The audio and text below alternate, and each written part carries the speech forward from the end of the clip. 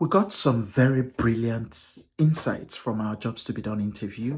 At LocumDoc, we have two categories of users. We have the doctors, and then we have the recruitment agencies slash hospitals. Now, from the doctor end, one of the doctors we interviewed, Dr. Ifeanyi from Leeds, complained how difficult it is getting jobs, locum jobs on demand, especially on weekends.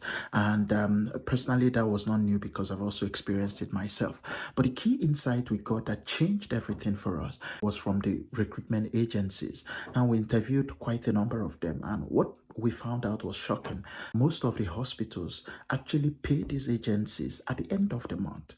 And these agencies pay the locum doctors they book weekly. So, meaning that most of the agencies use their own money to pay the doctors, pending when they are reimbursed by the hospitals. Now, if we are coming in, that changed with that information. Our approach kind of changed because we are new and we may not have the financial muscles to process payment for doctors, especially when the hospitals are not paying. So we are launching in two phases. The first phase of our launch, especially in countries like the UK and the US, where there are a huge number of agencies, is to be their tool to help connect them to doctors, serving more like a dating site, so to speak, linking them to doctors.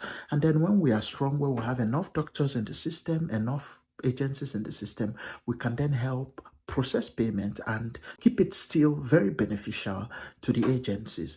Now, during our interview, we also interviewed doctors in some countries like Nigeria and India. And what we found was also very shocking. In those countries, locum jobs are not very common, and as a result there is actually no agencies. Like in Nigeria, there is no locum agency. So in those countries, LocumDoc can actually be a super agency, and then we can launch in full, process payment, and do every other thing.